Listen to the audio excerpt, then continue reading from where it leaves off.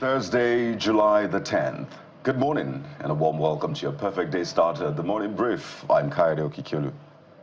And I'm Jeff Rose, and as always, we're right here with you one day before the final day of the week, weekdays, before you enjoy your weekend. We'll bring through the big highlights and bring you all the big stories right here. Of course, we have Bukola right here with us. Of course, it's a Thursday. In yellow. That's why I had to turn in yellow, by the way. Well, Jeffrey, where's that coming from? I don't know. You're just look at you on the background on the screen. I quite understand. It's a compelling color, just as the day is compelling. Comes with a lot of challenge as far as what's happening is concerned. But we're always prepared, helping you make sense of it all. Good morning. Welcome to the Morning Brief. I am Bukola Koka. So let's get right into it. The 2023 presidential candidate of the Labour Party, Mr. Peter Obi, has been responding to all of the allegations that he worked for former head of state, late General Sani Abacha. In fact, in a post on X, Mr. Peter Obi released a document from before 2000 to debunk the allegation that he worked for the military leader who ruled Nigeria from 1993 until his death in 1998. Now, this document, titled Appointment as Co-opted Members of the Task Force on Ports Decongestion, was dated April the 24th, 1996, and appears to have been signed by the then Minister of State for Finance, Abu Gidedo. Now, in the post, Mr. Obi said, "In consonance with my established principles of defending everything I am involved in, and in the interest of all men and women of goodwill, especially those committed to the pursuit of truth, I hereby attach a letter which documents my co-opting along with others into the task force on the decongestion of the port." And the statement goes on X. According to him, this engagement was rather a civic response to inefficiencies plaguing port operations at the time. Well, the ruling party and others have picked holes in that document, looked at spellings of tax, looked at the dates, the document, the way it looked, almost coming under forensic analysis. But will this put to rest that talk about him working with, under, for, or being co-opted by former head of state, General Sani Abacha? Let's be clear, there are a lot of other people who worked for, with, under, co-opted by the late General Sani Abacha as well. So I think it's always very interesting when people pick and choose. But again, will this put to rest these issues? I don't know, honestly. I do not know. Well, Mr. Peter Obi has since clarified his exact relationship, if any, with the Sani Abacha government, not just in that interview with our political editor, Shinwo Kibaloye, but in other fora, stating exactly the nature of his engagement with the Buhari government was at the time, that it wasn't a direct participation with the Buhari government, that he was called upon to intervene, according to this document. That's Abacha government. With the Abacha government, pardon me. There's also a lot of talk about the Buhari government from the last 24 hours, which we'll get to. So perhaps that's the reason for the intrusion of the name Buhari with the Abacha government. So there wasn't a direct participation, a co-opting, an official engagement as an appointed official. There was nothing of the sort, according to Mr. Peter Obi.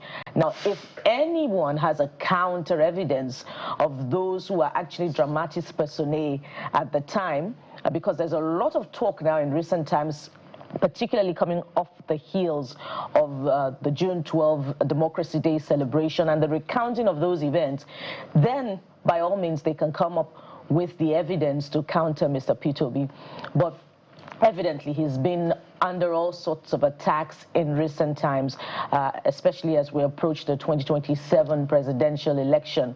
So who is Mr. Peter Obi a threat to? Perhaps that's the question we should be asking this morning. He's He's a big threat. But I get that point you're making. Well, at the end of the day, he said what he said. for me, it's an interesting time for me as a journalist. I'm sad that we're already at that time. The conversation we should be having now, I expected us to have it sometime around December this year into January next year, because that will be exactly like a year to the election. So there's something called political hot air. That's what's going on right now. Everybody's blowing hot. Everybody's trying to pick hole with everybody. As you said, he's presented his evidence. The forensic people are there doing their forensic. He's saying that I didn't really get a job in the sense of getting a job. What really happened was the effect that there were issues around the port, and those of us who are doing business at the port, we set out to say, look, this is affecting our business. Okay, since you have ideas, we co-opt you into the committee. 2-3 weeks or so, get this thing done, and that was it. So whoever wants to interpret that as a job, well, the man has presented his case as far as these issues are concerned.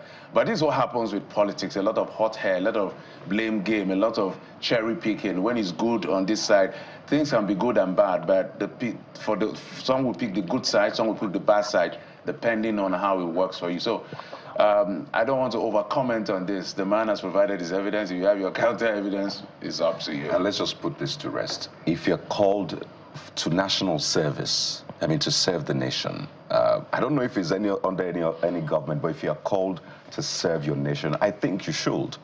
Yes. I think that's what should happen. Even if the Tinubu government or any other future government calls you to serve your nation, at that point, you're actually not serving a government or a person, you're serving your nation. So I think we should maybe put this to rest across board. It's just like Taiwo Yedele. But if anything, he's serving his country with these brilliant tax reform. Exactly. That, although there are gray areas, but the document he's been able to put together with his team has a lot of future if it's properly implemented and to the letter. In that sense, he can move some levers in the future. So tomorrow he can't come and say he was one thing or the other. He just provided the service. As a technocrat. Yeah, as a technocrat. But this is even way lesser. This particular Peter Obi's case is even way lesser. I'm just putting it out there. Yeah. Let's leave that conversation. Serve your nation. Let's move forward. And if anything, and if his accounts of the events of that time were true, he was called to provide a solution to a particular challenge at the port. And in fact, his representation of businessmen at the port singled him out, and he was asked to lead that particular exercise to bring sanity to the port. So his account, if not counted by any other witness of events at the time, actually works in his favor because his representation was found to be distinguished. But again, if anyone has any counter evidence to the account that Mr. Peter Obi has explained as what seems to be his engagement with the Abacha government, then they can come up with it. And of course, yeah, we can also do our own diligence as well. Speaking of what's next, as far as big talking points is concerned, is trouble seems to be brewing between the CPC and ACN bloc in the ruling APC, and it would seem as if the immediate past secretary to the government of the federation, Mr. Boss Mustafa, has dismissed claims that President Bola Ahmed Tinubu made former President Muhammadu Buhari Nigeria's president in 2015. Mr. Mustafa made the statement at the unveiling of the book, according to the president, Lessons from a Presidential Spokesperson's Experience, written by former presidential spokesperson, Mr. Garba Shehu. Listen to this. Sum up the total votes that gave us the presidency in 2015. The aggregate of the total votes were 15.4 million votes. So basically, what we brought to the table, the other parties that were in the merger, in addition to Buhari's 12.2 million votes, were 3. Now, if you understand the mood of the times, Jeffrey calls it political hot air, but in line with the realignments and repositioning ahead of 2027, a lot of political pundits, particularly those in the ruling party, have been pointing to President Bola Tinubu's statesmanship, political acumen in 2013, his role specifically now in bringing the merger that saw the APC's birthing to light ahead of the 2015 presidential election. Perhaps this is what is responsible for this response from the CPC bloc in the All Progressives Congress. Now, the big question is, does this reflect the mood of the Northern Bloc, of not just the APC, but the politicians in the North, particularly when you consider also the sentiments being expressed by members of the new ADC coalition when they say, when some of them, not all of them now, because we're aggregating the thoughts of all of them, when they say that, they must counter the presidential candidacy of Bola Tinubu in 2027 with a northern candidate. Are these the right questions to ask, Jeffrey and Kayode? As far as that issue is concerned, so let me just help that. So he's saying he has facts and he has his points, according to what he said. Before that election, Buhari, in the previous election, had 12 million votes, but he won the election by 15 million votes. So if you do the math, it feels that Buhari came onto the table, which is also very important. But I think both men contributed one way or the other. If there was no merger, perhaps there wouldn't have been a victory for Muhammadu Buhari. You can't also discard 13 million votes. The reason I'm saying that is to the fact that, and let's help Nigerians to say, the way Nigerians process leadership is different from the way politicians process leadership in terms of victory. So me and you would think of competence, character, and all the things we look at, credibility and all of the things. But the politicians are looking at who can win. Who can win this election? It doesn't matter competence, character, because all your competence and character and all of that, if you don't win election, you're not going to lead anybody.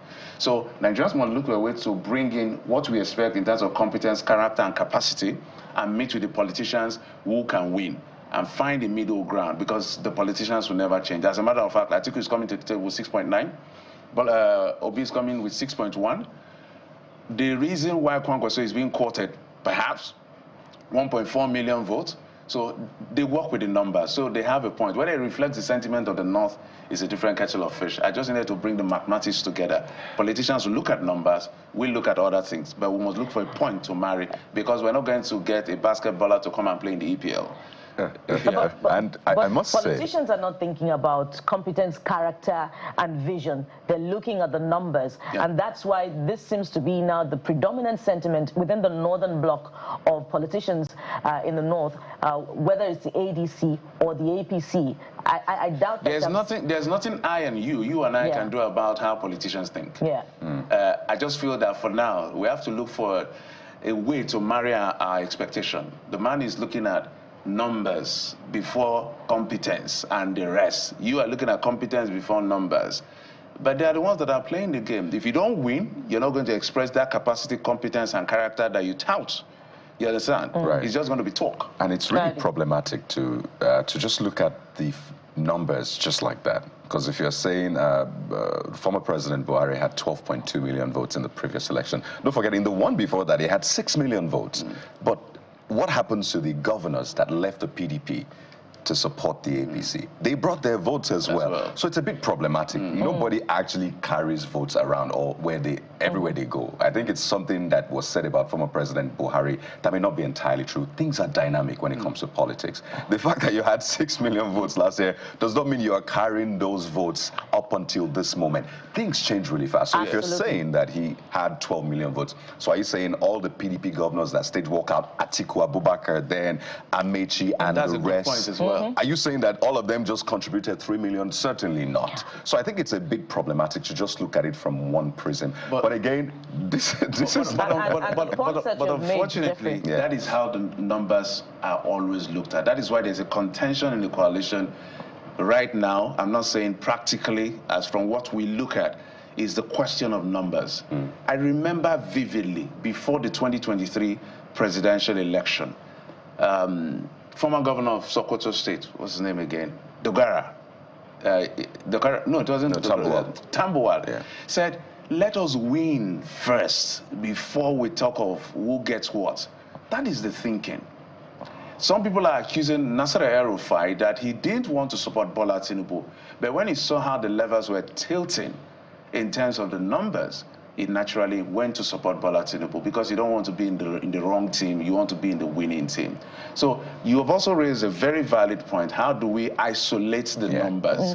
But we cannot discard the fact that Buhari has caught followership. Oh, the definitely. sentiment was high. I think it's closer to 6 million than the 12 million. Yes. I think it's quite closer to the 6 million because there are a lot of factors that come to play. It's not to put down what any other person, because when you talk about the PDP, do you know what the PDP... Yeah, 5 governors. And speaking of the, as a matter of fact, 5 governors were the game changers. I don't think if the... I may be wrong, but if those 5 governors did not leave the PDP, perhaps we won't have APC today. Speaking of the factors, they may have changed since 2023, since 2015, if you consider what played out in 2023. Exactly. And you've made the point that Atiku brought 6.9 million votes to the table. Peter Obi brought 6.1 million votes. Tinubu won with 8.7. So that is breaking the voting block of the aggregation of the Buhari votes. And that is if Buhari can repeat that feat in 2027. And the question again is, if the people consider competence, character, and vision above who is bringing what to the table, then perhaps collectively they can tip that balance against the politicians and, you know, come up with, you know, a candidate that will take up all of those votes. But again, that would be a miracle as far as electioneering is concerned. Yeah, because why that is tricky. Why that is tricky. The people only come to the table when the food has been served. I'll say that again. The people only come to the table when the food has been served. The food is served on the primaries. Whatever is left of the primaries is what we have to deal with. And the people that serve on the table at the primaries are the politicians who think numbers first. So we must look for a way to encourage young people, everybody, join a political party, APC, PDP, ADC, go join, infiltrate them, and make sure you get that competence, character, and whatever you want, because they will decide. And speaking of food being served, you know, that choice may have also been filtered at the primary level. So who emerges at the primary? That's another thing to consider. Will it be a popular choice across Nigeria, regardless of the political parties? When you have a strong machinery of a political party, they will make you popular.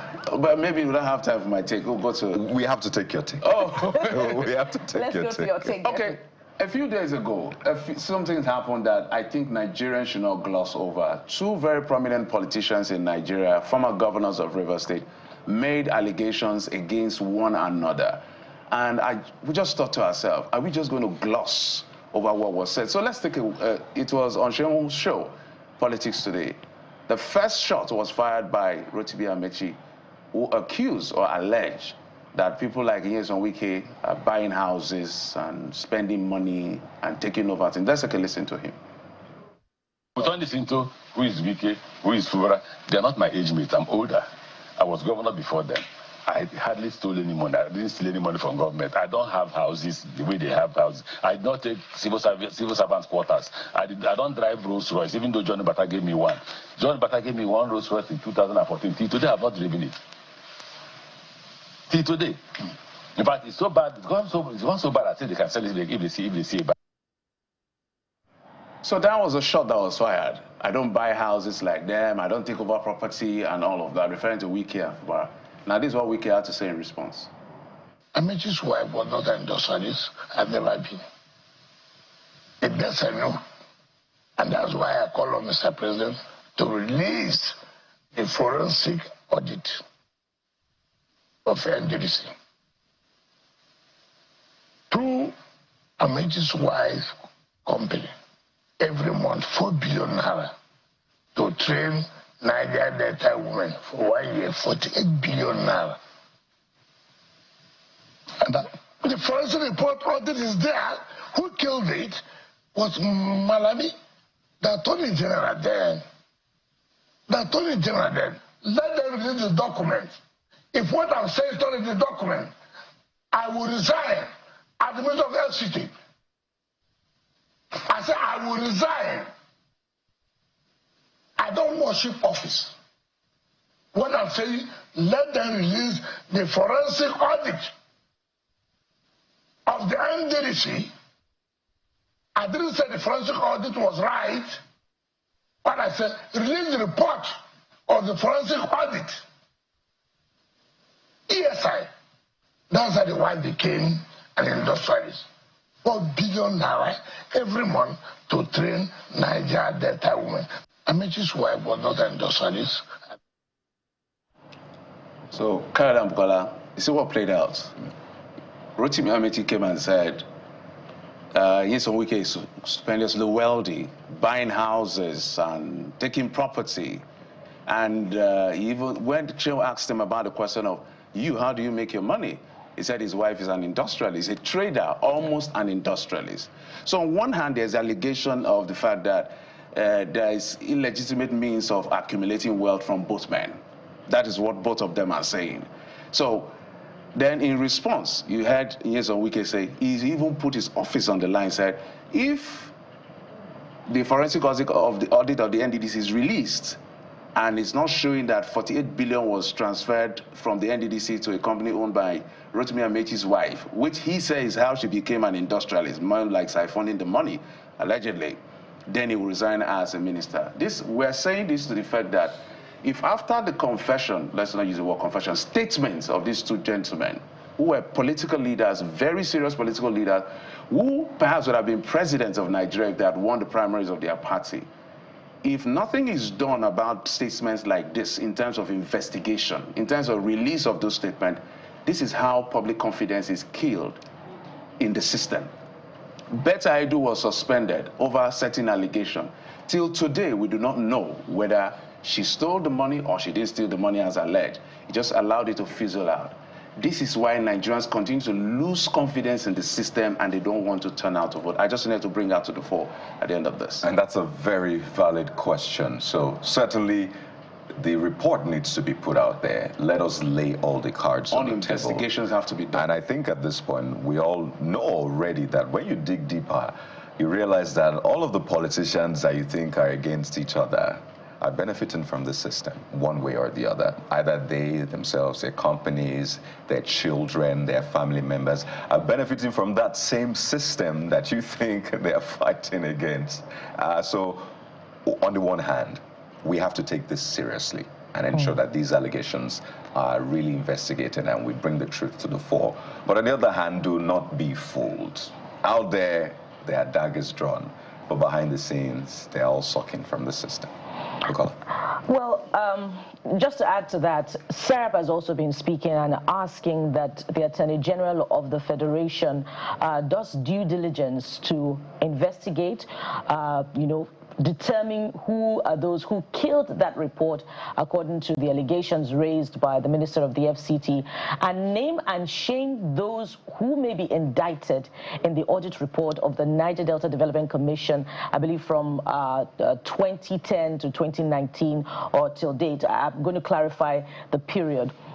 But it's more important that the investigations are done as well, apart from naming and shaming those indicted, such that they are jailed and there's greater accountability of public funds.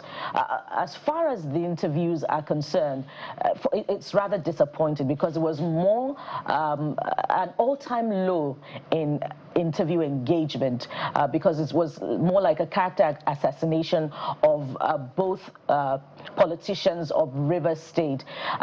We are yearning for a time where we get to the point where politicians engage in a contest of ideas, not in a superiority, contest of who is a more senior politician or who did better at what, while they were in service. What about engagement in contest of ideas, of good governance, of who did better as far as investment in human capital development, in the education sector, in tackling problems? That was evidently absent in both interviews. It's just symptomatic of the kind of politicking that obtains in Nigeria. Just to add to that, so we're saying on one hand, the reports, we want to plead with the president to release that report so that we get to see. On the other hand, the EFCC should also investigate Nyesom Wike for the allegations leveled against him and every other person, because he's saying he's buying houses. Is it true that Nyesom Wike has many houses in Rivers State and around the country? They also have to find that out. This is where the code of conduct also is two-way. One hand the EFCC, the other hand the president. Because the reason why we are dwelling on this and using this as a case study, if we don't do this, the people will continue to lose faith in our country. And it will feel like when it comes to the people that have war chest, the law suddenly becomes complicated and is no longer strong. That's it, guys. Simple as that. We have quite a show for you today. We'll stay with all of these issues. But what do we have for you on the program today? Well, the economy is big, because we're talking to the issues, right? While there's a lot of talk around the coalition, who's going to be the presidential candidate, there's still a present challenge with the economy, which we have to fix and make sure it works for everyday Nigerian. So 2 years down the line plus, the economic policies of the Tinubu administration seem to be hitting Nigerians hard still. Well, the government says we're on the path to recovery, but for how long? Do they have long-term benefits that require patience, or are they not the right policies? We'll be joined by an economist, Paul Alaje, as he breaks down the numbers for us. And that's not all. We'll touch on the health sector today. Last week, the Nigerian Medical Association issued a 21-day ultimatum to the federal government to meet its demand, after which a strike will be carried out. But how close is the government to meeting those demands? The president of the NMA joins us to provide some insight into the issues raised. And of course, we'll talk about the traditional institution of Ultimatum, the monarch that passed, and his replacement, the person who will take over, is also up for conversation. So that is going to be part of the conversation we'll be having on the program today. So there's been no official confirmation. They have, of course, people have looked at the succession line and said, this may be the person, but it's been no official confirmation. There's still a mourning period. And that's why we're having this conversation, so we know the whole process. So there you have it, a look at what we have for you on the show today. But we're starting off with the front pages. We'll take a moment now, and when we return, we'll show you how the front pages are reporting the big stories in Nigeria today. Stay with us.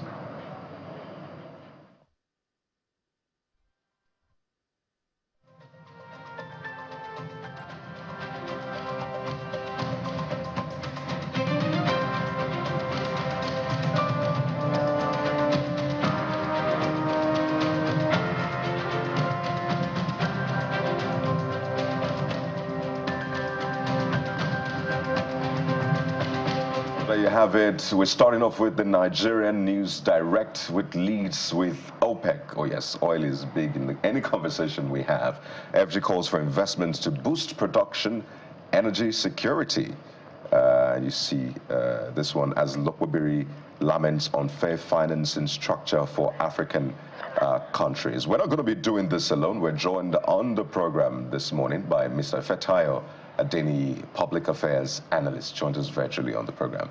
Mr. Fetayo, good morning. It's good to see you again. Good morning from London, and good to join the program once again. Absolutely, Mr. Fetayo.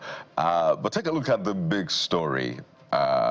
We know that oil is the cash cow. Some say it's a distraction, because there are other things going on in the extractive industry with gold and all of that. But hey, we still talk about oil. But clearly, we're still under this mountain of oil, boosting production. Our budget assumptions are high up there in terms of the production, the output, and then the price. But when the reality hits, it is not as it is. So we're trying to ramp up in that sense. Are you tired maybe of this always barking at this tree of oil, when we've said time and again that we have other options that we could explore? Is it that we're just stuck in this oil matter? Hello, come again. I missed the last part. I'm asking if you think, are we stuck? Because we've been talking about diversifying for decades now, but we're still here somehow. Yeah, I think based on the newspaper that you just showed, because I barely hear what you're saying, but talking about our production, you know, just like I've always said on this forum, that you can't continue to do the same thing and expect a different result. And what are the things, the money that have been realized, what are they being used for? All this why we heard that we produce thousands of barrels every day, and there's the issue of crude oil theft, and I don't think that has been addressed properly. And NMPC came out for the first time that they have 100% production last month. So I think it is high time government needs to be transparent and accountable for whatever that have been realized, what have been used for, who got what, the percentage of utilization of the fund. So calling for investment to boost production and energy security. What are you doing with what you have before people can believe on it or can make more investment? I'll save our investment. The issue of oil theft, I'm sure you are here when a vessel was arrested. We don't know who was behind it, who has been prosecuted. So we just allow it to whistle away. Those are the things that boost the confidence of an investor. When you take care of your home very well, then people will got to respect you. But if it is business as usual, the same thing will still continue. Now let's go to the Guardian newspaper, Mr. Fetayo, and it's also speaking to visa restrictions as was captured in other papers this morning. Listen to this. International travel restrictions spark fresh row over absence of ambassadors. You find it on page 6. You know, and before that, I just took a look at a New Telegraph. Of course, that will come later. There's also a visa restriction coming from the UAE. How are you processing, you know, this the concerns arising from this visa restriction from the U.S. government and indeed from, you know, other parts of the world, Mr. Fetayo? Yeah, first and foremost, if you don't project your country, if you don't have anything to offer, it's very easy for international community to just pass you here and there. Talking about giving us Nigerian, we're applying for US, for example, that is going to be single entry of a 3-month visa. I think there's what they call reciprocity, that just like you pat me at the back, I pat you at the back. I'm sure this is high time the government need to put the ambassador of those countries on their toes, that what's going on, this is what we offer you, and we've been enjoying this relationship, you know, making it difficult for our people, you know, in exchange of education, visiting their loved one and all of that. That is a thing that I think they need to look at and review. And if, just like I remember the US government said one time, I think about 3 or 4 years ago, I stand to be corrected, when they said the amount of money that the Nigerian government charged their citizens to obtain Nigerian visa, that's why they are increasing it. And I think they tend to review it. This is a diplomatic issue. And I think in a few days, they should be able to review it, whatever it is. The benefit they felt that the US government, or citizen rather, and the UAE citizen are enjoying in Nigeria, if they cannot reciprocate that, I think the federal government should retaliate as well. You know, you can't say that we enjoy a cordial relationship, you know, bilateral relationship, and you stand to take more advantage than what my people can get from your country. All right, Mr. Fetayo, let's go to the Vanguard newspaper, leading with politics. 2027, don't underestimate Tinubu. Ribado warns opposition. You can see that story on the page 5 of the Vanguard newspaper. The writers, ADC slams presidency over alleged plot to overthrow Tinubu, says it's ploy to repress opposition. Governors, APC leader secretly supporting coalition. Babache, that's the former SGF. LP can't win election, will contest on ADC tickets.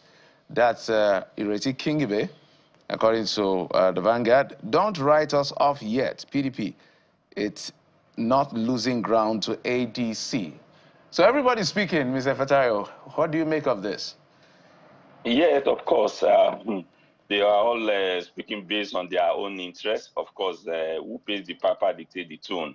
You don't expect Ribadu to say otherwise, because he's working in this administration and saying that, look, whatever it is that you are doing, I don't think you know what's up, what is going on, because the president, you can underestimate him. As you are planning your own, doing your coalition, And of course, the ADC claimed that whatever the president is alleging that they are trying to overthrow this administration is a false cry, and I believe so, because if you are doing well and you have a track record, I'm sure that people will be conversant, will even be happy with your administration. Of course, PDP saying they are losing ground, they need to hold tight if they can put their house in order.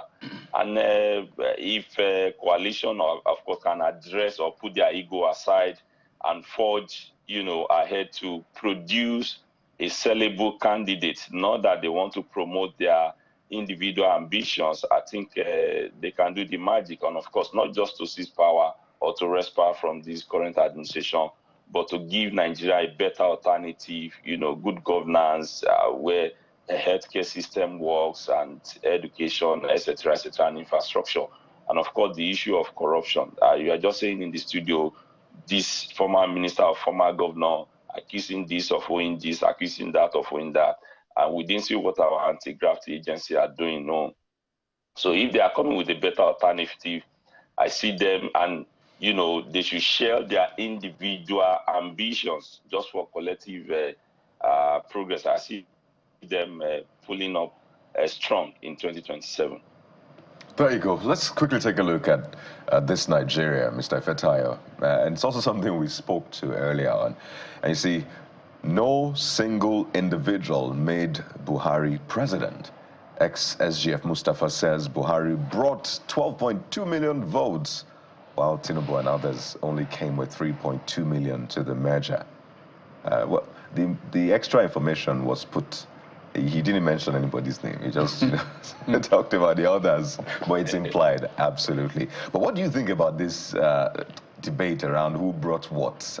Someone brought 12.2 million, you only brought 3.2 million votes. Mr. Fatayo, does this math, yes, does it work for you? Yes, before what he was trying to say that before Buhari came to AC then, or what is known as APC now, that I think he came as a first runner-up in the previous CPC. election, and CPC, yes, when he contested under the platform of CPC, 12.2 million vote, and where AC then has a measure of 3.2 million has been stated. But just like they said, election is a game of number. If you have it in that side and don't have it in this region, you can still not become the president. You don't have 50+ % of the total cast vote. So we know that the role of president administration play when it comes to merger and putting in front. That was what I said earlier, that if they can share their personal ambitions and say, okay, let's support an individual, I think they can pull a stunt. But this one said he wants to become president, that one said he wants to become president. That's going to affect the ADC or the coalition. But if they can share their individual ambition and say that, okay, let's put up one credible candidate, yes, of course. But just like we said, election is a game of number. If you are short of some number, you might not become president. But we all know that this present administration or president play a huge role when the former president came into power. So that's Nigeria, no, even though he did not mention a name, just like we said, a tree does not make a forest. It takes, from that zone, from this zone, coming together. But Mr. Fetayo, can impute. But let's dig deeper. Because this is a sign of something deeper. It's not just the numbers now. For him to have come out to give that clarification, clearly there's something wrong in-house, particularly with the APC, with the blocks of the CPC and the ACN. What do you sense is at play here, and what does this mean, or maybe mean, for the next election, particularly for who will become the APC presidential candidate, whom we almost know already? I'm sure the former Attorney General was trying to say that Tinubu is not Tinubu that an individual does not make a president, does not make Tinubu. Of course, he's referring to Tinubu, and yes, we might want to say anything we want to say, but we know then he put his ambition aside and said, let's bring out a credible somebody who has the vote, who has the value, who has the number to come and play. But I'm sure, just like everybody said, that Tinubu should not be underestimated. He's seeing what they are doing. I'm sure he's also what I mean, pardon me, Mr. Fetayo, is this. Should President Tinubu be scared that he may not get that 12.2 million votes that Buhari brought to the table in court now? Because it looks like the CPC bloc is pulling back and saying we are not doing it again. CPC scored 12 million. ACN scored 2 million. That's Ribadu, when yes, Ribadu was a candidate. Yeah. Ribadu.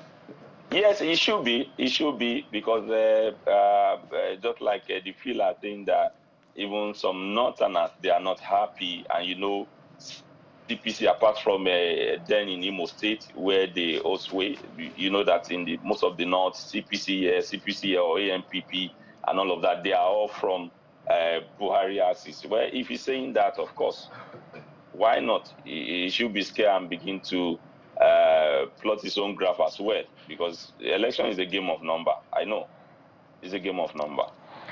All right. It seems like there's more election discussions to come in the coming days. Let's go to the New Telegraph now, Mr. Ifetayo. And the New Telegraph, of course, is leading with that visa restriction concern coming from the U.S. and now the United Arab Emirates. UAE stops transit visas, imposes stricter entry rules on Nigerians. And there are a few insights as nation grapples with Canada's 17 million POF for immigrants, cut in U.S. visa stay, traffic to deep, student numbers to fall, U.S. reciprocates Nigeria's visa policy. So it seems as if it's a reciprocal diplomatic action. Experts ask Nigeria to engage U.S. and UAE, and according to some reports, those discussions may have commenced. Of course, you've already spoken to this. I just wanted to capture the fact that this is a reciprocal diplomatic action. But let's go to the top corner of the New Telegraph, which is above the big story. And the former vice president is speaking here, and he says, ADC report of my rejection of Southern candidate diversionary tactic. That's ascribed to Alhaji Atiku Abubakar. Is it truly diversionary, or is it an acknowledgement of indeed his intention to contest? And he's saying, hey, people just want to whip up sentiments, tribal sentiments in this away from what's important. How are you processing the former vice president's comment here? Yeah, just like I said earlier on, he was trying to say that we should not, because of zoning, to bury competence. And because of that, maybe the primary should be made open, So doing that, of course, we bring about division, and people want to capitalize on that. And of course, there might be saying that, oh, he's a Southerner that is there. Even if you want to produce a candidate, let's bring a Southern candidate so that we can balance the equation. But of course, I'm sure if they should go by open primary based on the structure in court, we know the person that might emerge. And people from Labour Party are saying if they are not going to zone it to Southwest, we should pull out. There are so many things that is unfolding in the ADC, and they need to manage it very well. And I think the earlier they speak, so the better for them and the Nigerians to know this is where we are going, this is who the presidential, where we are zoning it to, or if it's going to be open so people that want to stay will stay. And don't forget too, I just pray that even the APC, they don't have their men there, to cause some kind of distraction and all of that, a legal suit here and there. But of course, if Atiku want to play another statesman's role, I think he said, let us come together. Since it's all about Nigerians, what they are going through, let's produce a candidate, let's support or whoever emerges, let them show that they care more about Nigeria than their personal ambitions. If they can get their personal ambitions away from it, Yeah. Beyond personal ambition, when you turn here, some members of the ADC are saying we need a northern candidate to upset the 2027 presidential election result. When you turn the other way, the former SGF to the Federation is saying Tinubu didn't make Buhari president. We brought 12.1 million votes to the table. When you turn the other way, the former vice president is saying my comment against a southern candidate is diversionary. Is this pointing to the thinking of the northern bloc that indeed they want to present a northern candidate? Is this a power grab? And what are your permutations about what could happen if the obedience do not have their way in presenting a southern candidate? Wait, I lost the last part. Can you come again? What are your concluding part? Yes, what are your permutations about what could happen if the obedience do not have their way in presenting a southern candidate? Yeah, it's going to be interesting if the ADC can present a southern candidate, and based on the resentment from the northern part that, hey, we have the vote block, imagine it and backing a credible candidate, they can swing surprises, just like when APT came into power in 2015, you know, all forces merging together and they produced one candidate to go against the incumbent then, and they achieved their aim. But it's just that, like they said, maybe some of them, they didn't prepare for power. What they are after is just how to wrestle power from the present administration. But let's see as the day unfolds. If the ADC can put their house in order, if APC can do it 2015, I'm sure they can do it in 2027.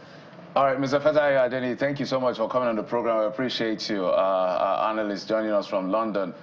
Of course, we'll take a break now. When we come back, we will be dealing with the issues that matter to us. While the politicking is going on, our lived-in experience is what counts. And that's why we're talking the economy with SPM Professional Chief Economist Paul Alaje joins us in just a moment.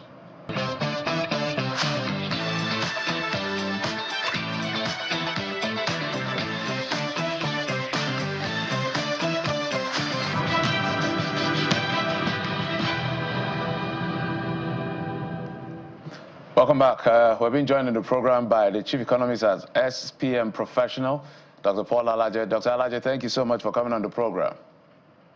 Thank you so very much for having me. A beautiful morning to you. I don't want to drag you into politics. Let's stay with what matters as far as the people are concerned. We're expecting the GDP to be rebased. We're expecting the numbers tomorrow.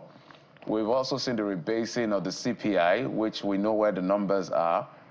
We haven't seen the National Living Standards Survey from the MBS, and we've been trying to say to the Budget Office, let's get this out so that we really know the quality of lives Nigerians are living.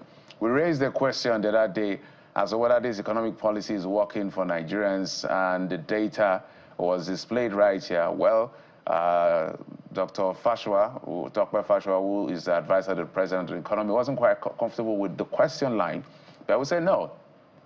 The people are the employers of the government, and so they have a responsibility to always question how well whatever you're serving them is affecting their well-being. So I want you to maybe start with an overview of your assessment so far and this issue around debt and no debt issue. We're going to get to that in just a moment.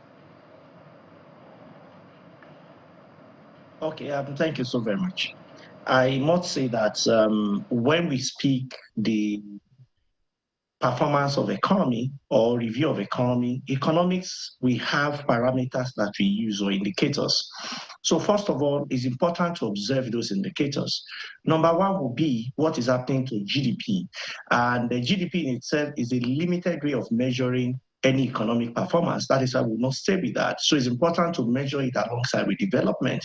But we are looking at a snap view of the economy. We look at what is happening to GDP. Nigeria's GDP is positive, is currently above 3%.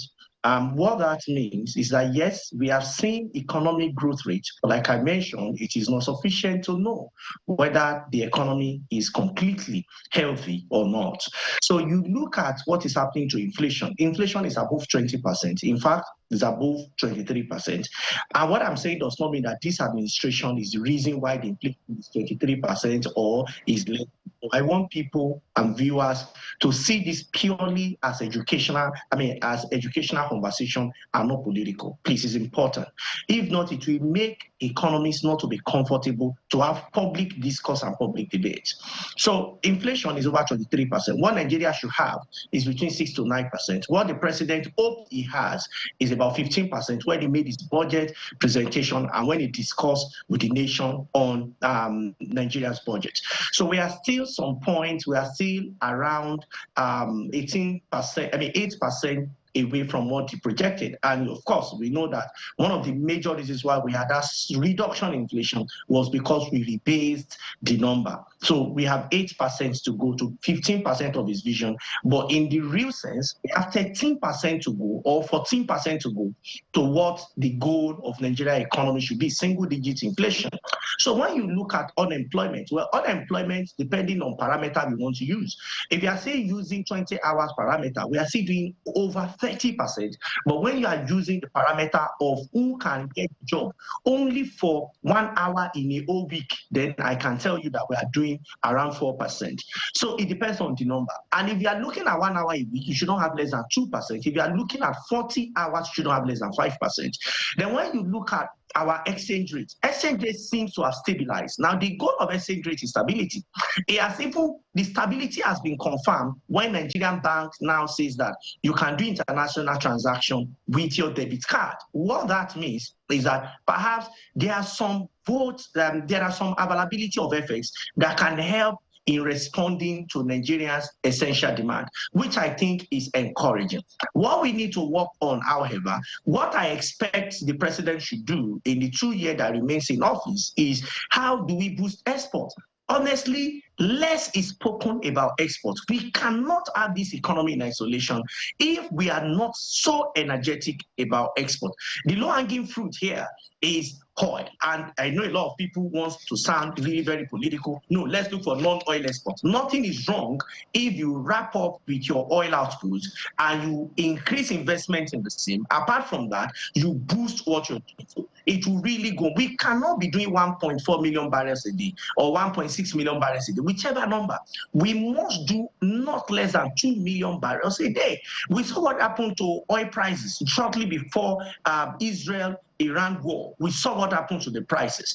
Now the prices are back relatively up. No, but with that, what is our output? Because for you to have revenue, you must combine your quantity and your pricing together to have substantial revenue. So for that, we are still not getting to the point where we should be. Then you now look at what is happening to, I look at the two monetary policy, of course, which is inflation and what we call it now. What is happening to inflation and what is happening to exchange rates. When you look at what is exchange rate, I've mentioned the position of that. Then the trade authority is your trade. The fiscal authority, you might want to look at other parameters. For instance, education, you want to look at what is happening to health. There are a few other parameters that are not core parameter. But for these other few parameters, you know that we still have a lot to do in investment. Now, when you look at it overall, it is easy to say President Tinubu economy policy. Yes, it has hurt a lot of people. That's the truth. It has hurt a lot of people. But on the other side, government now has more revenue to spend. The question is, with this revenue that is available, how is it impacting the economy? My advice to the president and to the governors will be, as much as you are getting this revenue, your recurrent expenditure must remain the same. What must improve or grow marginally by what you need to pay, maybe civil service, what must grow significantly, I beg your pardon, is your capital expenditure. But is this what we are seeing? Are we seeing sporadic improvement in capital expenditure?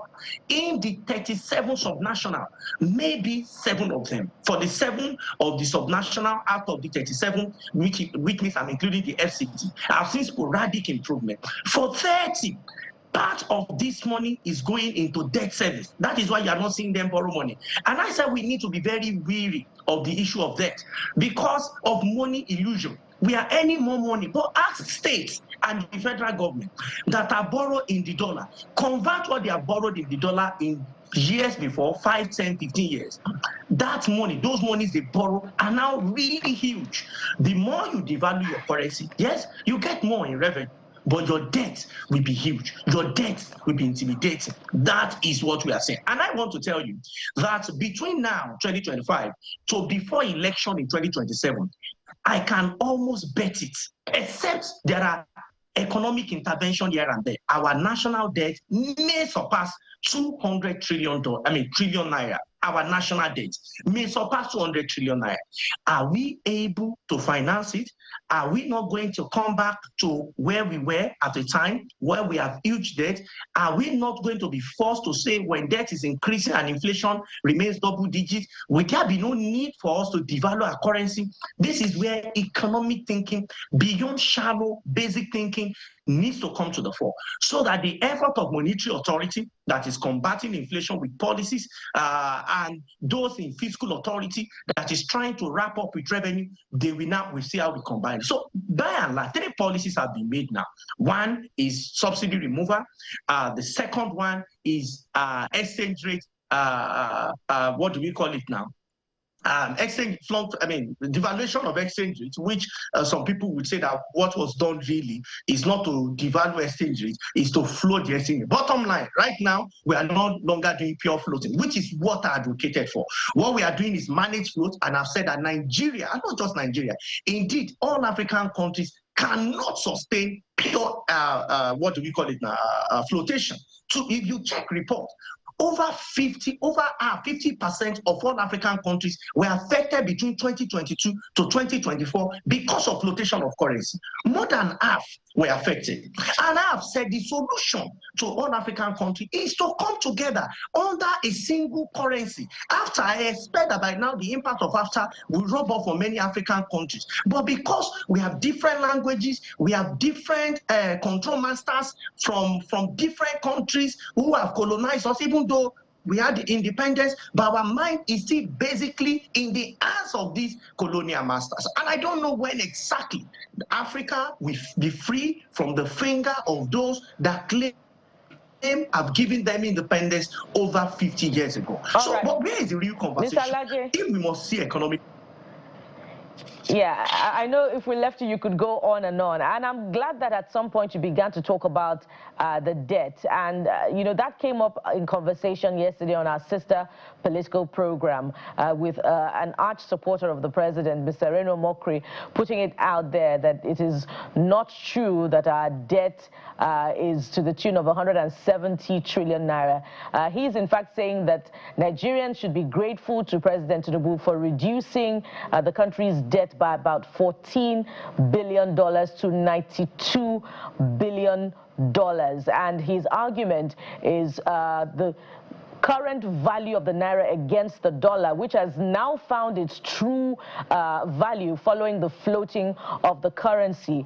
From your calculation of what has been put out by the debt management office, putting external debt at about $45 billion and domestic debt at about $42 billion. What exactly is the current the country's external debt stock and current debt stock? We know that the administration has paid off $3.2 billion IMF loan, but that's what we know. We do not know of any other reduction. So in line with the current realities of the debt to revenue ratio, what is Nigeria's exact debt?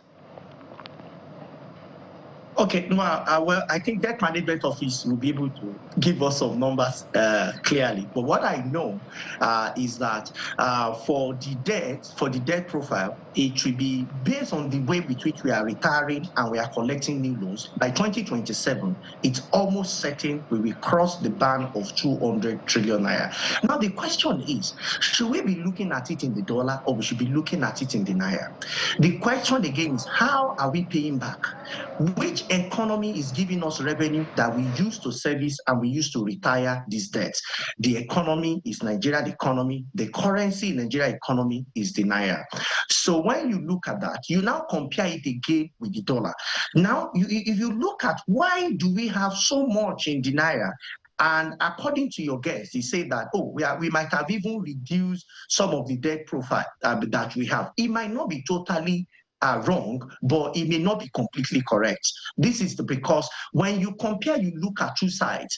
What made us have huge debts is because, in Naira terms, is because we devalue the exchanges. If we are not devalued, we might not even have enough money, according to the argument that is coming from that side, to give to the state, to do a number of things that we ought to have done. So it becomes very imperative to balance it.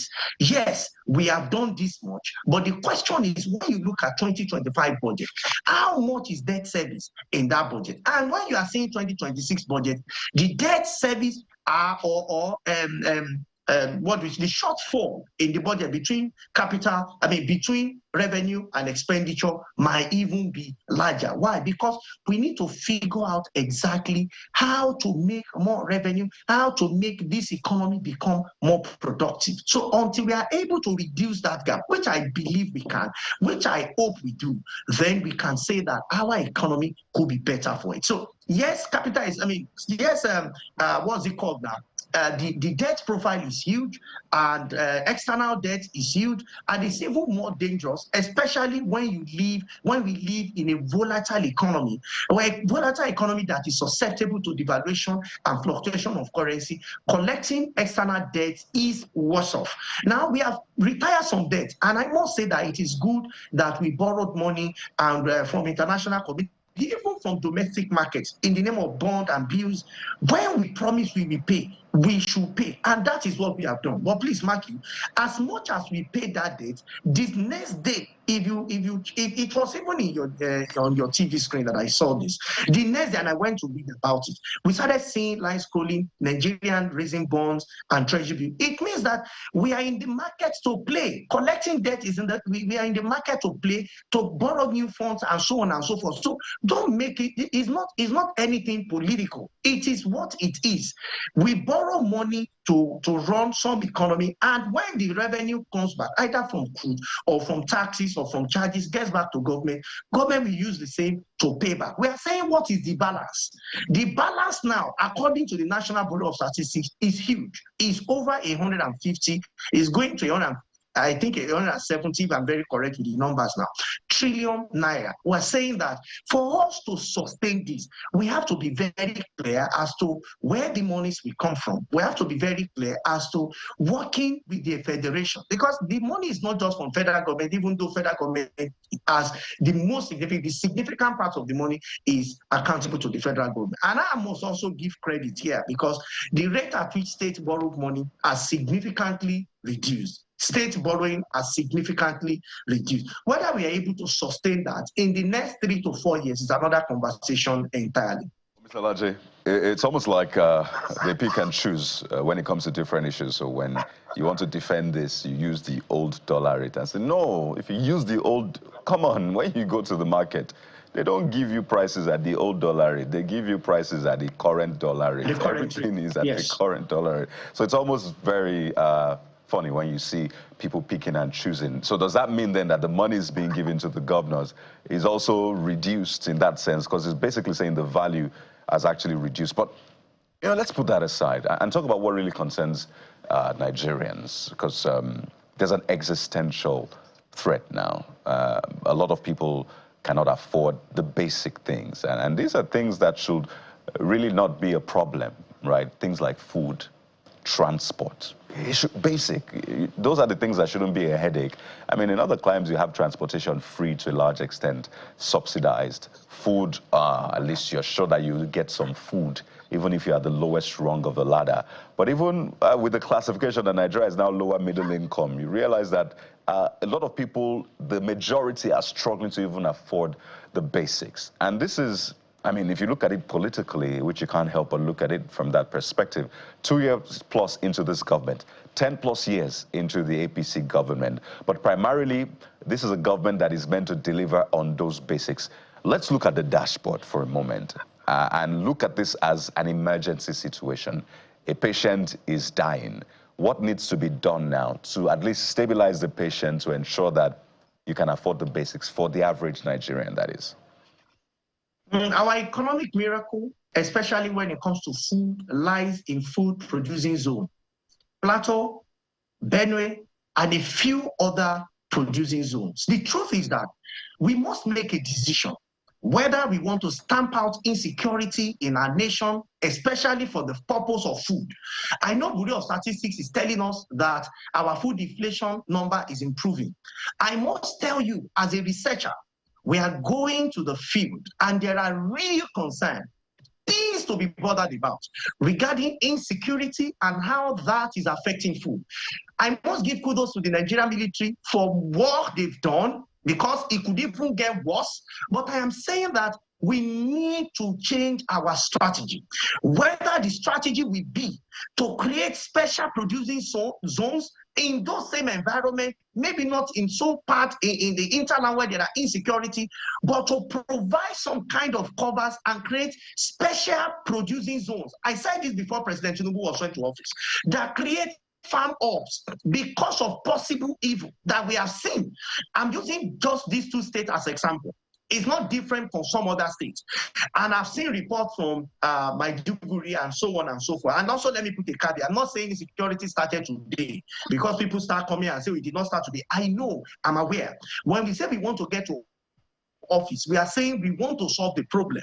So to solve the problem, we have a responsibility to ensure that food output are consistent, food output are humongous, food output are sufficient. Now, to do this, to our mind, we feel that what we need to do is to create food special zones, maybe in some local government where we provide some security cover and send those who have no work. A lot of Nigerians say, so we are unemployed, we are underemployed. But if government can arrange this, and let me say this is not the first place in the world that arrangement we hold. So let me also say that this administration will not be the first to do it.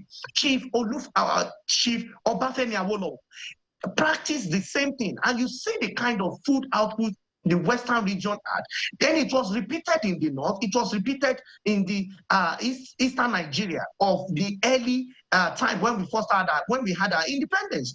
But over time, because of military intervention, we did away with those. We feel that we want to form a federal system of government that people will come with begging bowls. Unfortunately, the begging bowl leaks. So now we said that we want to have some level of federalization, where all the states should have their money, they should invest, but we can't even have control. There's nothing the president can do. If a governor says, what I want to spend my money on is to spend my people on religious trip to Jerusalem or to Mecca, if that is what he wants to do, what will the president do? Constitution does not give him the power. But he has made policies to say that we want money to be available. So we must also know that what we need to do in the short term is to protect our farmers. If not, even though inflation number is raising 15 or 1%, prices of food will remain generally high until supply is guaranteed. So my advice to Mr. President, your solution in terms of economy, because the politics everybody is talking about is economy. When the economy becomes fairer, no matter what your opponent says, people will say we are living better and quality life. But start with food, Mr. President. Food inflation must go down to the barest minimum. Beyond the numbers, output is what you can work with, that is food supply. How would you get supply? And supply of many things. Supply side economics is what I want you and those that are helping you to manage the economy to work on. And there are several examples from South Korea to China, to Japan, to Indonesia, and even in recent time to Pakistan. You need to look at this example. Look at what works for you, then adopt it in your economy. And this is my advocacy, because there are insecurity in different part of the world. How come those places without insecurity, they are still able to do some kind of output production, manufacturing, and so on? So for me, what we need to think about is how do we come together to boost food supply? That is why those who are saying we have not eaten, and I saw a report, I think a couple of days back, that says that Nigeria is faced with some risk of malnutrition because of our food and also because of climate condition. For us to not to face with some level of drought or hunger and deprivation, it's important for us to consider food supply right now. But beyond that, there's something I mentioned in all my media presentation. It has been that, one, we must do everything to ensure that as an economy, we move from economy that is dependent on other nations to the one that can sell to other nations. nation. And what does that mean? We need to wrap up with power production, generation, distribution, or even we have states now have rights to have their own gencos. We need to look at how do we make all of this work. And the truth is that we need investment. If those who have the right under previous administrations to distribute power to us or to generate power to us, they are not capable. Please, let us humble ourselves. Hear me, Dr. Alaje. Organizations globally that are able to generate this power and make it available for Nigeria, especially in our farm, especially in our industries, for our manufacturers, so that the vision of President Nigerian Force, I saw it. How will it materialize? Can you hear me, Dr. Alaje? Our shortages. Thank you so much.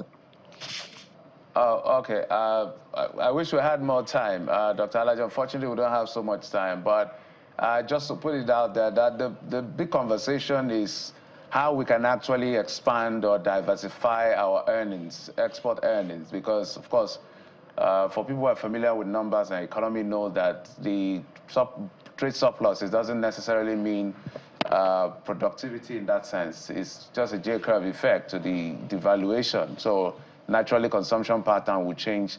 And when you look at the aggregation, whatever we're earning before by our exchange rate today is just going to keep the numbers going up. So that's, I call it the illusion of numbers. And that's one of the things I wanted us to talk about in terms of our export earnings and diversification. Again, but we don't have any more time. Dr. Paul Alaje is the chief economist at SPM Professionals. Thank you so much for coming on the program. We appreciate it.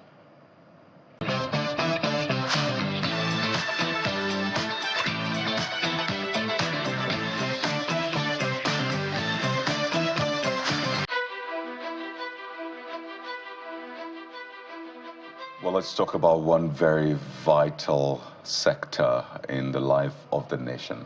That's the medical sector. I mean, we can't do without health and the health and medical workers. But it looks like there's some trouble brewing in the medical sector if the right things are not done. Now, we're joined on the program by the president of the Nigerian Medical Association, Professor Bala Audu, joins us virtually on the program this morning. Professor Audu, good morning and welcome to the program. Good morning. Hi, thank you for having me. It's good to have you. Good morning, viewers. It's been 1 year, thereabouts, of your tenure. And well, so far, so good, some would say. But it looks like there's a major issue coming up now. You've had to give the federal government a 21-day ultimatum. Else, there will be disruption of services. Now, this concerns the National Salaries, Income and Wages Commission. Circular was put out, but it's not sitting down well with you. We do not want any industrial action on our hands because, I mean, we have a lot to deal with already. But maybe some background for people who do not understand what exactly is at play here and what is at stake. So maybe you can provide that clarification. Why the 21-day ultimatum? Basically, the Nigerian Medical Association has come in with a very good strategy for advocacy for all issues around the health sector, particularly to improve the quality of healthcare to all Nigerians and make it more accessible. And throughout our tenure, we have been principal advocates of these issues. In addition, it is very critical also to understand that healthcare delivery is manpower intensive. It is physician driven. And therefore, the health workforce needs to be taken care of to enable it to rededicate itself to delivering quality health care to Nigerians. Over this 1 year, we've had reasons to do various advocacies at various levels with government, at federal, state, and even at local government level. And our advocacy is mainly to push for the retention of the health workforce to deliver quality, best care practices of medicine and all healthcare components to Nigerians. However, we had a number of challenges for which we still went on to advocacy, lobbying, so that we are able to provide Nigeria's health sector with that stability that is critical to improve our health population indices. Along with this, government, particularly in the Federal Ministry of Health, were also quite cooperative with us in ensuring that this stability is preserved. And this very rigid stability between all health sector workers and the Federal Ministry of Health was actually yielding very positive results with very good policies coming out from the federal government through the Federal Ministry of Health.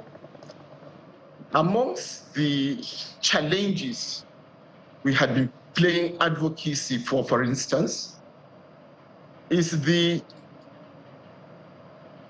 arrears on the 25%, 30% increase in the consolidated medical salary structure, which has been approved by Mr. President, and the implementation started in January 2003, 2004, but there was a 7-month arrears.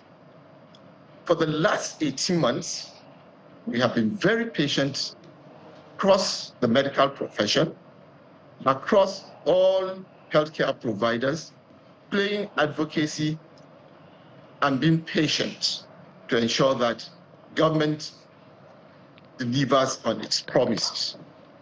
While this was going on, the consequential adjustment on salaries came, including the consequential adjustment on the consolidated medical salary structure.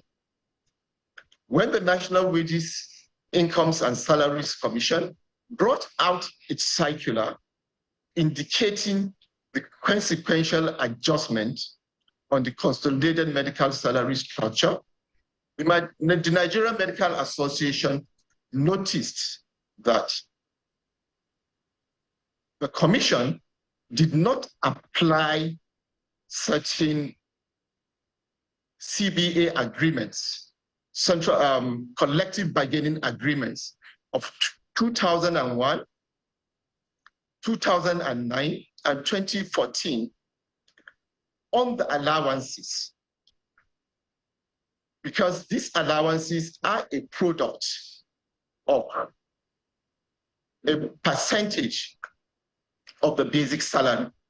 However, this was not applied. In line with our principles of advocacy, we wrote to the Commission through the Ministry of Health, calling their attention to make this correction. We kept playing advocacy, going from pillar to post to ensure that these issues are addressed. However, by the first of this month, a circular was issued by the National Salaries, Incomes and Wages Commission. This circular was issued unilaterally, and it completely ignored the observations that were raised. In fact, it even refused to involve the Federal Ministry of Health in developing this circular. There were no inputs or dialogues with us who presented the complaints to them, so that if there are any issues to negotiate, we could have mutually negotiated them. But beyond that, the circular did two very critical, unacceptable things. The first it did was to erode the already existing relativity between the pay packages across the health professions. In addition, it introduced new allowances partially to different aspects and different sectors of the health workforce with negotiation, without any discussion. And in so doing, it further eroded the existing relativity to the advantage, to the disadvantage of the medical professionals. Having done that, it did not stop there. The circular actually went ahead to reduce some of the allowances of the very senior consultants, whom we know many are already leaving this country. All right. And we have a situation where we have great challenges with the health workforce, particularly at the very senior medical level, but also at other levels. This is the key issue that has to do with the circular from the National Salaries, Incomes and Wages Commission, in addition to other issues that we raise that are pending.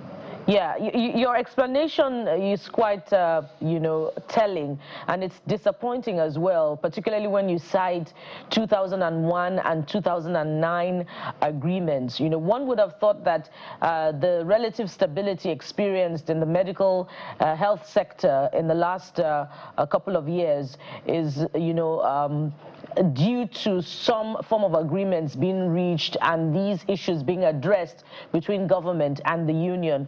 And you have also, in fact, said that there was no discussion. Now, since the issuing of your 21-day ultimatum, to government to resolve these issues identified in the circular released by the National Salaries and Wages Commission, has there been any engagement, deliberate engagement from the Ministry of Health to the NMA or relevant, health unions to try to resolve these issues? Yes, we have had relevant engagements. We have not had one yet from the Federal Ministry of Health, at least not at their own direct invitation, even though we have had a direct engagement with the Minister of State for Health, Dr. Salako, and the engagement was mutually respectful, beneficial, and it points to a direction that we are likely to have solutions before the end of the ultimatum. Tomorrow, we have another engagement with the Honorable Coordinating Minister of Health and Social Welfare. Earlier on, we have also had engagement with the Department of State Security, who have tried to meticulously and very professionally identify where the key infractions are, with the sole focus and target of ensuring that stability within the health sector is ensured, with the sole focus of ensuring that all the legitimate demands that we have requested for are fulfilled, and critically also to ensure that any industrial disharmony is resolved and stability is maintained, not just within the health sector, but nationally as well. So in your view, what can further help, not because the issues about industrial action is not novel to our environment, it's happened, but ours is quite repetitive when it comes to essential service, and we're happy that it slowed down a bit. What can be done to further ensure that we don't even have to come to a table to begin to talk about averting crises such as downing tools by essential workers like yours and your colleague? Our demands are very simple, they are very straightforward. We don't have a single demand that is new. All our demands are already approved demands. The only demand that is unilateral is the product of the circular by the National Salaries, Wages and Incomes Commission. And our simple demand is that the circular from the National Salaries, Incomes and Wages Commission should first and foremost be withdrawn so that all stakeholders can come to the negotiating table and discuss. Our second demand is to ensure all the arrears that have accrued over the last 18 months are also settled immediately. That is also not far-fetched because the President and Commander-in-Chief of the Federal Republic of Nigeria, President Bola Ahmed Tinubu, has actually given an approval for the payment of those allowances. And we wonder really who along the line is refusing to implement. Our other demand is to set up a collective bargaining agreement process, which has been due for review for over the last 10 years. All these are processes that are very easy to comply with. While we are talking about retaining the health workforce, while we are talking about doubling the carrying capacity for our health institutions to produce more healthcare professionals, particularly doctors, dentists, nurses, in order to replace our dwindling population of healthcare workers as a result of the Tapa syndrome, the demand on the healthcare workforce is to such an extent that each and every day we have burnout, which makes delivery of healthcare very difficult. And all we are asking for is a collective bargaining agreement that will address some of these critical issues. And we don't think what we are asking for is too much. But while that is going on, very good measures were taken by the federal government, but we await implementation. And this includes increasing the retirement age for critical healthcare workers who are involved in direct care of patients to 70 years of age. But this is yet to be implemented because it is still awaiting the National Council of Establishments approval. But we strongly believe that since Mr. President has already given this approval, an anticipated approval can be given before the National Council of Establishment meets, because it has not met for ages. So two things now, as we begin to wind down. On the one hand, who is meant to make the decision? On whose table does this approval, or is this approval pending? So we're able to isolate it.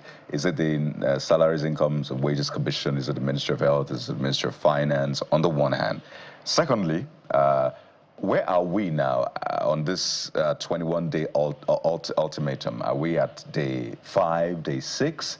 And if your demands are not met, what do we risk happening here? So 3 questions in one is kind of a bumper package, but I trust you can handle that. Yeah, depending on the component we're looking at, the setting up of the CBA is domiciled in the Ministry of Health. The withdrawal and correction of the circular is domiciled with the National Salaries, Incomes and Wages Commission. And also the immediate withdrawal of the obnoxious circular is also domiciled with them. If they had done that, because today we are at about 14 days and 10 days into our ultimatum. If they had done that, you could have said maybe 30% of the problem is solved. And it is also their responsibility to engage stakeholders to resolve the issues that were raised.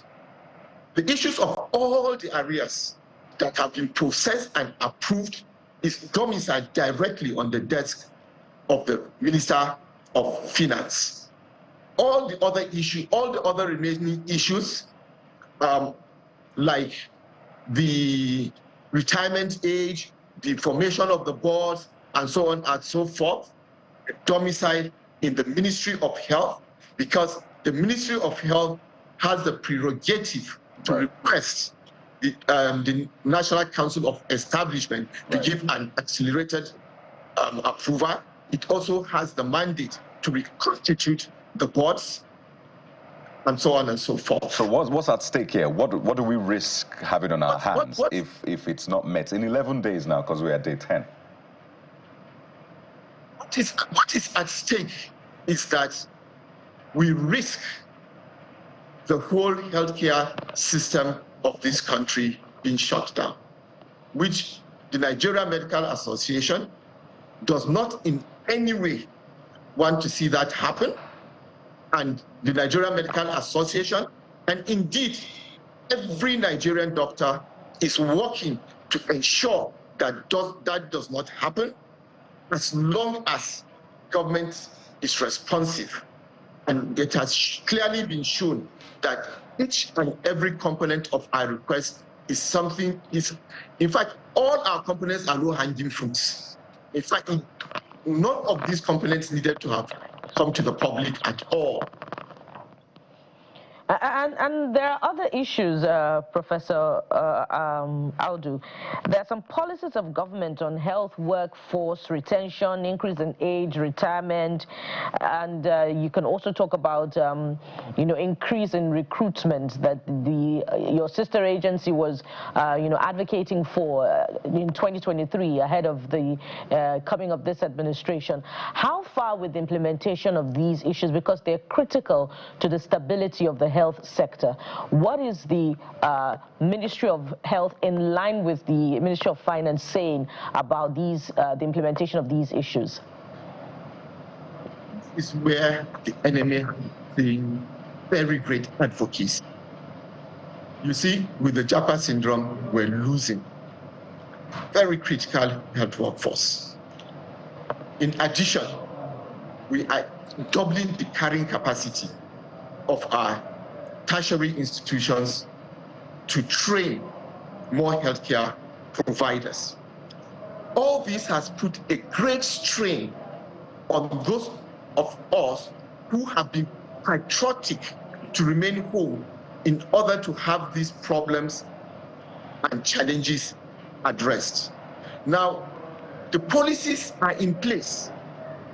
The president has given a waiver to the health sector to recruit the critical clinical workforce that will ensure that best quality health care that is patient-centered and respectable is provided to all Nigerians.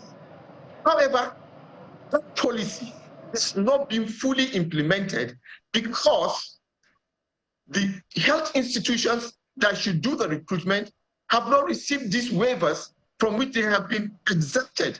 So this is a responsibility between the Federal Ministry of Health and each tertiary health institution. Now, if the boards of the tertiary health institutions were in place, then it would simply have been a function of the board and each tertiary health institution, and all these problems would have been significantly solved. In addition, the budgeting is also critical to ensure that the additional manpower required is catered for, and also to ensure that more young doctors go into the residency training program, so that down the line, as the years go down, we are not hit by even a worse situation. Because what we have at the moment is a situation where less and less number of young medical graduates are going for postgraduate medical training in order to become specialists. Most of them are opting out to go to other parts of the world to receive this training. And they represent one of the most critical workforce that makes our hospitals function. But you must also provide for funding for that.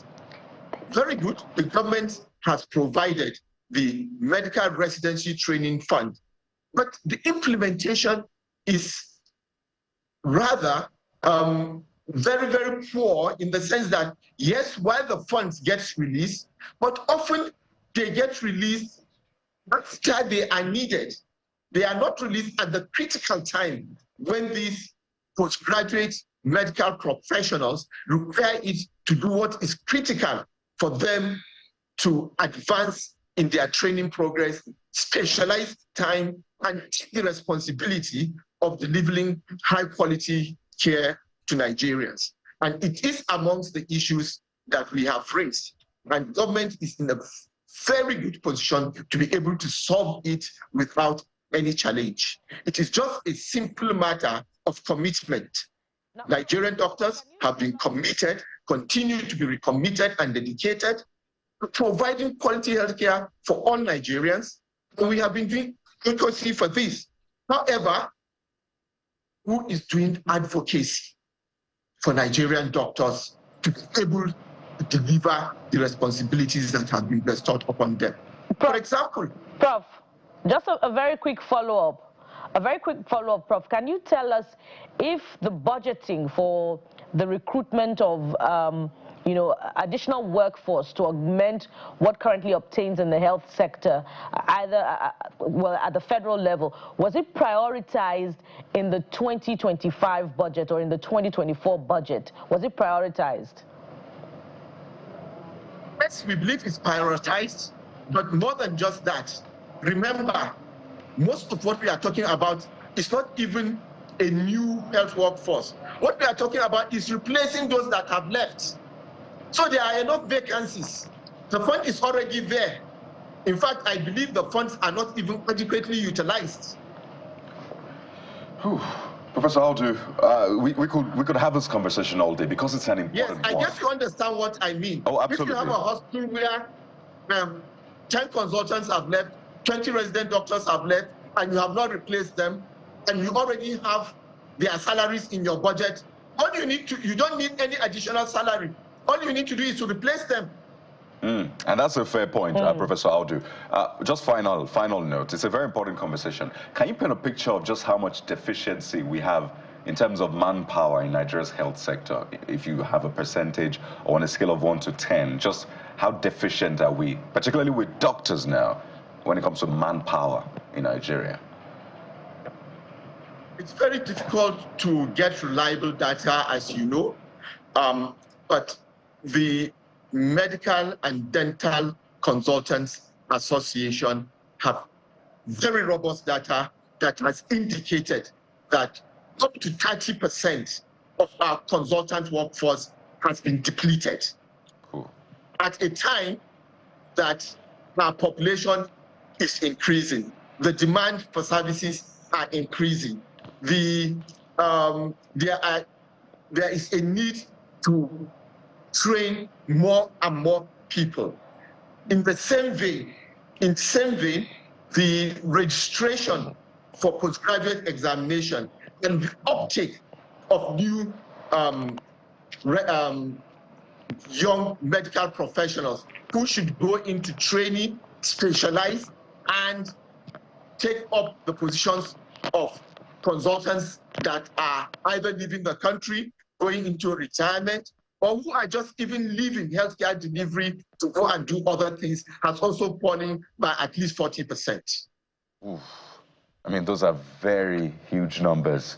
And I really hope that the government and those in the position take this with every sense of seriousness and urgency. 11 days to go on that your ultimatum. We do not want to see any form of disruption. But we have to thank you so much for your time, your service. We've been speaking with the president of the Nigerian Medical Association, Professor Bala Audu. We wish and hope that these issues are resolved. Thank you for your time. Thank you very much. I'm sure with engagement like this, and with you also engaging the relevant stakeholders, we'll be able to resolve this problem in the very short time. Certainly. Thank you so much for your time. I mean, there's no option we have. We have to fix that sector. So 11 days to go. The NMA has given that ultimatum, and we do not want to see any further disruption to the health sector.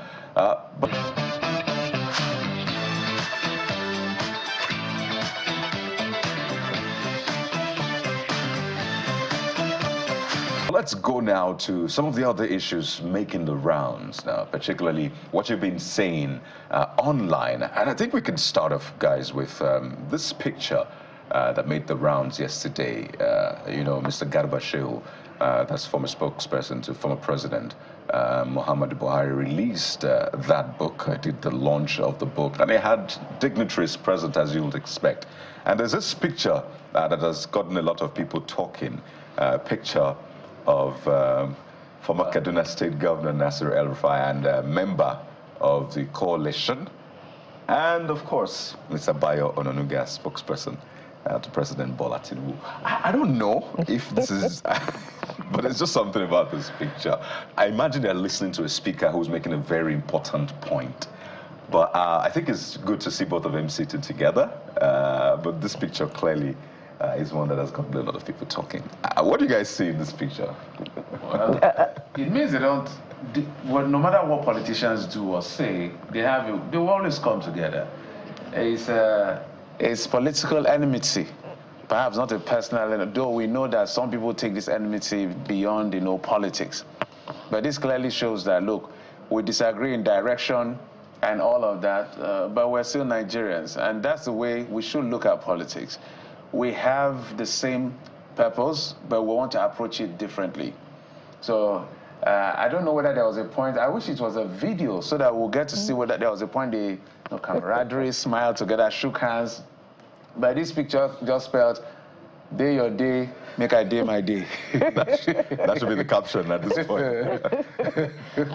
Yeah, well, there's a lot of tension in between, you know, that you can almost cut with a knife, you know, and this comes off of the back of statements that have been issued, you know, by the presidency, of course, and the author of that statement is seated right beside the man that he has had to respond to. So a picture is equivalent to 1,000 words. So just mind your business. This is what this picture is saying.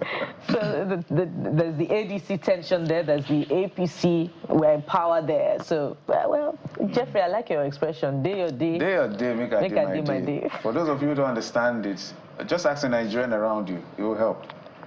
Okay, where do we go from here? Well, the Senate president, you know, we had that conversation with the presidential candidate of AAC yesterday about how much AAC, yes, how much police earn, and he was saying, well, an average policeman should not earn below 300 or 500,000 naira because the people they protect. And we give an example of a senator, for example, they earn a lot.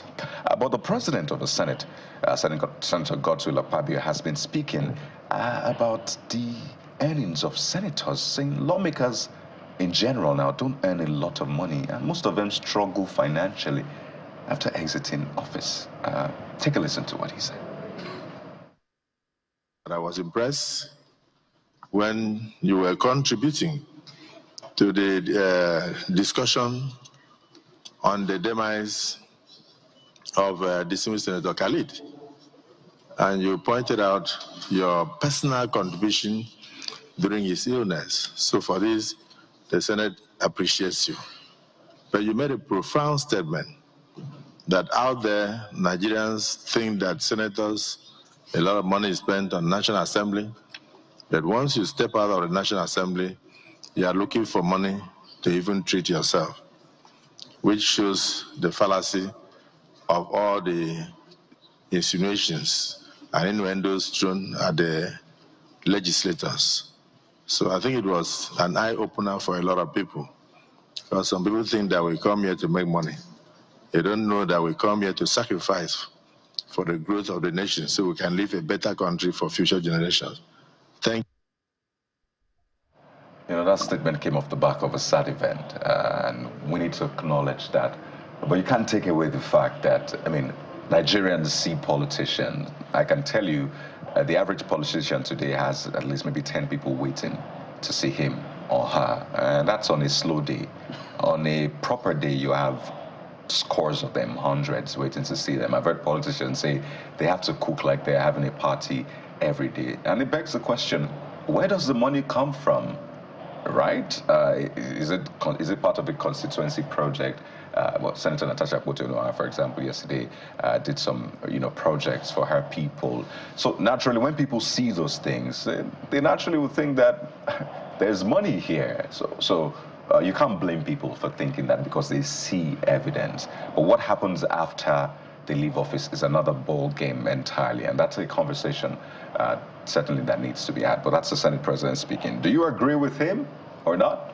Let us know. Well, I know that Senator Kawu was magnanimous enough. Suleiman Kawu was to tell us that what comes through to them every month is about 21 million naira. But I think their salary is about 1-point-something million or so. Then when you look at all the other things they look at, because I remember Senator Shehu Sani, who is not afraid to speak, he said when he spoke about, he was one of the first persons that spoke about money, and I almost got him a suspension. But when I did ask Senator Kawu, and they were able to, the revenue mobilization, you can see all of the details there. So Senator Kawu was the first that broke the news, I think, to another media that said, look, 21 million, because I know that Senator Daramode himself came and was debating all of that. But I can also understand where it's coming from. So what people are saying is that your standard, the one that is captured in the budget or in the system, maybe 21 million, if you will, according to Senator Kawu. But there's a lot of other perks that come with that office. In fact, Nigeria is almost like perks, is a thing here. A lot of other perks that runs into God knows how much, because the kind of lives they live, the good life and some of the reckless ones, you can imagine whatever that is for yourself. But there's also demand on them by their constituents to say, school fees here, hospital bill here, this, that. So there's a balance of, if you don't have capacity, there's no way you'll be able to meet the needs of these people. So everybody's right. The senators and the lawmakers are under pressure to always spend money on constituents, one way or the other. It is also true that they're also exposed to money. Because if you're not exposed to money, how much is your salary that you're able to do some of the things you do? So then you'll be able to explain to us how you got those kind of monies. So I think everybody has their own side to the coin, but we can't dismiss anybody's side. But Nigerians believe that we should literally cut down. So let's maybe begin by cutting down the expectation of Nigerians in terms of demanding money from lawmakers, and then cut down the salaries of lawmakers to the point where that office becomes unattractive. Because the Nigerian politicians, we know, if there's nothing inside, they ain't going there. Maybe not all of them, for context. Yeah, well, Jeffrey, you're right on the money there. And just to add to some of the things that you have said, and this is not to even diminish the solemnity of the occasion that the Senate President was speaking to. Of course, we condole with the Senate President. But in addition to that, we might want to also ask that the legislators should publish their assets after they leave office. Yes, before and after. Yes, of course, indeed, there is an increasing call for public officers to publish before, but also after they leave office. We know the argument comes time and again at the beginning of every legislative session about the approval of funds for the purchase of, exotic cars, and the insistence of legislators, to import the purchase rather than buy locally. So if there is no attraction to that office, why the contention? In fact, why the expenditure of so much funds to litigations to determine, true winners of, these elective offices at the courts, after the battle has been fought in the first hand during electioneering campaigns? So we're going to take the Senate President's word with a pinch rather than a pack of salt, because of the perks that are around these offices, either the ranking offices or even just to get into the National Assembly in the first place. So, Mr. Senate President, of course, we acknowledge that indeed the elected legislators have a lot of commitments once they become elected representatives of their constituents. But then again, we know that if these offices are not attractive, then there will be no contention in the route to get into these offices. Absolutely. Just before we, and I'm glad you've reduced your salt intake. A pinch of salt is good, not a pack of it. Right? To lower your blood pressure. You get it. Just before we get to what the former national chairman of APC has been up to, let's take one reaction on the Senate President's statement. And it's from this user, Olamigoke TY, who says they should just reduce their salaries to 500,000 naira. Some of them wouldn't bother to rerun they'll focus on their business. I can tell the person that they will run because of the perks. What is important is the perks. The position itself. Yeah, because it gives you a lot of access to a lot of things. Power itself is a lot of things. Power, first of all, is because after you get money, the next thing is power. When they now get into that level of influence, there's a way you can get this money going. For those who know how to get it going. There you go. In fact, Be like, make it salary less. So let's talk about Abdullahi Umar Ganduje, the former national chairman of the APC who resigned. Well, he's now been inaugurated as the chairman board of the Federal Airports Authority of Nigeria. Some said he was appointed. No, he was announced while he was still chairman. You may have recalled that announcement. And people were thinking, are you already the national chairman of the APC? Now you get appointments and all of that. He wasn't the only one. Even the national youth leader of the APC also got an appointment. So here he is, back in circulation. Chairman of Fun. In fact, so now it's not that Festus Keyamo. I like the very No, first... Bukola, let's put it in context. So he answers to Festus Keyamo. Well, you know, there's always that controversy about the board and the ministry. The minister of that is the minister in that ministry, right? There are ministries, agencies, and department. This is an agency in that ministry, right? So he answers, I just wanted to put it in context. Okay. Put it that way. Absolutely. A former governor Somehow. at that. Somehow. That's a very important question. But I like the first reaction to this, which is coming from Dakom Damun, who says, if he retired to take care of his health, why engage him with more work? More so, we can consider a vibrant younger person for this role who can travel all airports to ensure standards are met. But more importantly, if he retired to take care of his health, why engage him with more responsibility? From the APC statement, I don't think there's anything that said health. They say personal concerns. I think I remember that statement. Nowhere the word health was used. So, but people are saying health. So maybe you would tell us. I just wanted to put the record straight. I think people get to, before we wrap up, Donald Trump. Yeah. Donald Trump. How could we not go there? And this has been quite controversial. The statement he made after listening to the president of Liberia speak. And you know what? Take a listen to this, and then we'll come down to wind down the show. Or come back, rather. Thank you so much for this opportunity. Well, thank you. It's such good English, such beautiful. Where did you learn to speak so beautifully? Where were you educated? Where? Yes, sir. In Liberia. Yes, sir. Well, that's very interesting. That's beautiful English. Sure. I have people at this table can't speak nearly as well, and they come from. So was President Trump just being President Trump, but it was just being honest?